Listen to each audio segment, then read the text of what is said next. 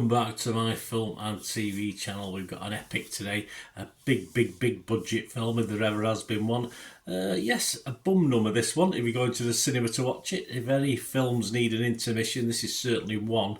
When I first started going to movies as a young boy, I used to have intermissions on a regular basis, allowed to go and buy your popcorn and your ice cream, or the lady used to come up with a tray and you used to go up and buy it like you still do in the theatre, isn't it? The last time I went to the theatre is probably a couple of years ago now. But we're looking Mission Impossible. Let's get on to the film. The Final Reckoning, of course. 2 hours, 49 minutes. No doubt we'll have a comment about that or two later on. Of course, it's a continuation and classed as an action spy film, directed by Christopher McQuarrie from a screenplay he co-wrote with Eric Yenderson. I mean, spies, I think spies are secret, aren't they? I don't think there's anything secret about Ethan Hunt and his gang, is there, in this? And of course, it is a direct sequel to Dead Reckoning Part 1. It's from 2023 and the 8th instalment in the Mission Impossible film series. Not necessarily the last, based on that. but they keep saying it might be the last, but we'll see. It stars, of course, Tom Cruise, alongside Hayley Atwell, Ving Rhames, Simon Pegg, Henry Semi and Angela Bassett, and lots more as well in this one. Well, what's it about? Of course, Ethan Hunt and his Impossible Mission Force team unite to prevent the entity that we all learnt about in the last one, didn't we? A rogue AI from unleashing global destruction against humanity. Simple plot, yeah, simple rescue, save the world sort of stuff. Estimated budget anywhere between $300 to $400 million for this one of the most expensive films ever made. Yes, did it look it? Well, it was certainly long enough to be one of the world's most expensive made. Released in the US on May the 23rd. I'm doing this review on the 1st of June 2025. There's one thing about the Mission Impossible I do not like, I'll get this out of the way, was all this face mask changing thing, and of course you get a little bit of this at the start of this. Fortunately there's not too much of it throughout, but it's always been a bit of a gripe with me. I've never liked it. I just think it's lazy writing to do stuff like that. You know, you've got to sneak into a place, find a ways of doing it rather than put someone else's mask on. But anyway, I'll put that to one side for this. Let's forget about that. Lots of homages, as you'd expect. Well, not expect, but there are lots of homages to previous instalments, going back to the very first one, with some very familiar faces and stunts flashing up on screen that make people go, oh yeah, wow, and I remember that, and all this sort of thing. And there's a lot of love out there for the actual presentation of this. Peter Bradshaw from The Guardian scored it 100. Nothing's ever worth 100, Peter. It's a wildly silly, wildly entertaining adventure which periodically gives us a greatest hits flashback montage of the other 7 films in the MI canon. But we still get a brand new, box fresh Tom spinning along the street scene. Without it wouldn't be MI. Yes, it's impossible, but yep, they do it again and again, don't they? That's the thing. Lots of go get 'em, God bless you, chest thumping, sort of swagger, salutes, etc. And if you sort of have a pie, and I sort of miss James Bond at the moment. We always have Ethan Hunt, don't we, stepping in, rocking a bit more breathlessly these days, old Ethan, perhaps a bit more out of breath than he used to. Well, he's probably getting on for what would be an old age pensioner here in the UK. I don't know what it's like outside in your territory, wherever you are. The plot is very simple, of course it is. But it did feel a little bit bloated to me and long. So we'll get back to this 2 hour 49 minutes. I do appreciate if you're going to spend a ton of money, an action sequence has to be longer than, say, 30 seconds or something like that. But yeah, there's certain ones that do outstay the welcome for me. I got a little bit bored. The underwater submarine action scene and the biplane action scene in this, just stunts are good, but it just came a bit tedious to me. I just got a bit bored of them after a while, after about 2 or 3 minutes. And like any good Jimmy Bond or Mission Impossible effort, you have to disengage your brain. It's as simple as that. And you don't have to think too much about this. There's nothing overly clever about it. We know who the bad guys are. We know who the good guys are. We know what the aim of the film is. So you just go along for the ride.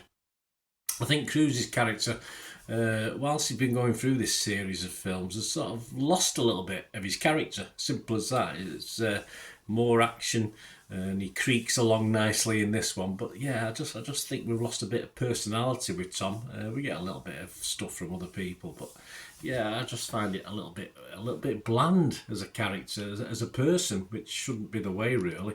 Roger Moore from Movie Nation, he wasn't overly impressed. He scored this 50. He said, "It's only a movie, of course, not one of the better ones in this sometimes entertaining but occasionally muddled franchise. Taken to heart as a movie of its moment and not just experienced as a ride, it's too bad they had to go out with a bummer."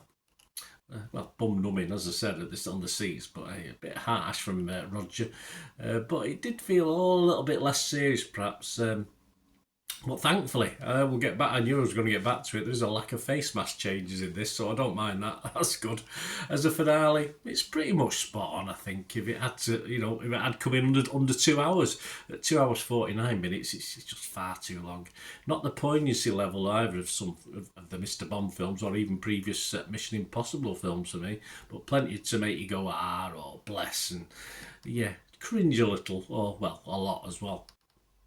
Josh Larson from Larson on Film was pretty much a dissenting lone voice. There's a few low marks for this, but he scored it just 38, which is one of the lowest. But he'd been a bit on my wavelength, actually. This is what he said. He said, "The final reckoning fumbles its own legacy, largely by believing it had one in the first place. With apologies to Simon Pegg and Ving Rhames, this has never been a franchise powered by our emotional connections to its characters, much less any sort of overreaching, thematically resonant narrative. The final reckoning belatedly attempts to conjure up such qualities while skimping on what has always mattered most in the series, scintillating stunt work." Yeah, but within 2 hours 49 minutes, mate. I mean, obviously they're going to touch upon things, aren't they? I thought the stunt work was okay, but it's secondary always in any film to me with the story and the journey. And stunt work was okay. It's, as I say, probably a little bit longer at times than needed, which I've already mentioned, of course. As the tension mounts in the film, the task is simple for Ethan: save the world with a bit of help from others. He couldn't do it on his own. A fitting finale, perhaps a little over the top, of course it is. Homages left, right and centre, that's what we want. But there are worse ways to seemingly end an epic, possibly some cheaper ones as well than what they spent on this one. A couple of final things. John Nugent from Empire Magazine liked it. He scored at 8. He said, "A tense, nutty opening act yields to some of Tom Cruise's most impressive stunts yet, ending the film and perhaps the series on a high." Yeah, one of the biggest budgets in filmmaking history, deserves nothing less, of course. He did it. The son of a bitch actually did it, to quote from the film.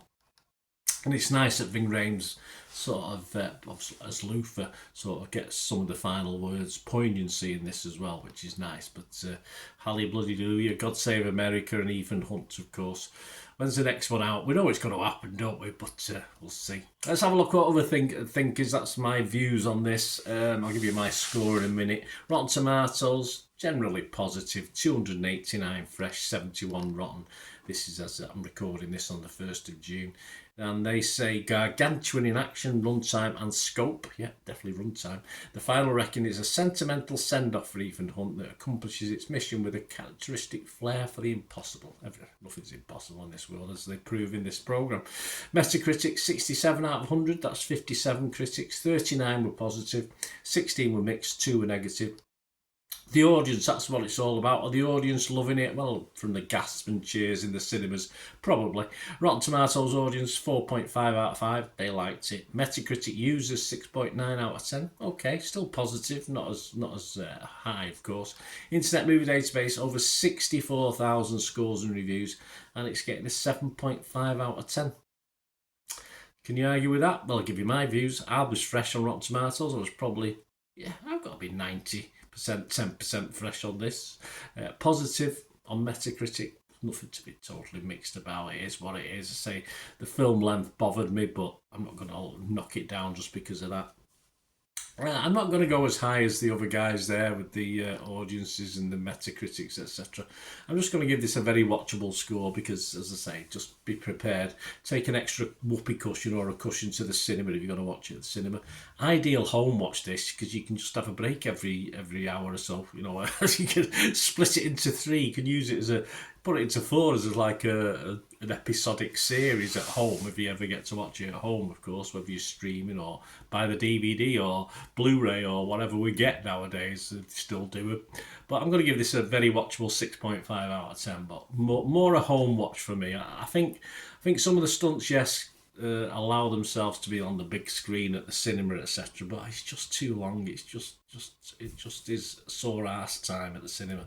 It really is, and it's better watch at home with where you can have a chat with people and sort of do bits and pieces, have a break and that sort of thing. So I'll give it a 6.5 out of 10 anyway, but I'm not going to go any higher than that. Let me know your thoughts, guys. It's great to have your opinions. Hope you like the way I do the reviews with other people's opinions. I try and be critical of that as well. And it's how I do it. So if you like it and you want to help support the channel going forward, I'm always open to any help you can give me. For this, all you have to do is for another 45 seconds to a minute, just keep watching and listening. Ways to help me out, guys, if you watch the ads, if the ads on this YouTube ads, that helps in a very little way, but it all helps. It all, watch the pennies and pounds look after themselves, they say, don't they? Or the pennies or the 10p's look after themselves. But if you watch the ads or follow the links on the ads as well, that's always a nice way to support the channel. If you sort of hang on for it, I've done that. I watched other people's and followed the ads, just something I fancied, which does happen from time to time. Of course, you can support me by pushing that subscribe button as mentioned earlier, and that's of course pressing the button so you know when these vlogs are coming out. And of course, I'm always interested in your opinions, and of course, if you can give us a like, that'd be wonderful as well. So thanks for watching, guys. Hopefully I'll join you very, very soon with something else. Until we meet again, I'll never ask one thing, don't I? Please stay safe, everyone. Bye for now.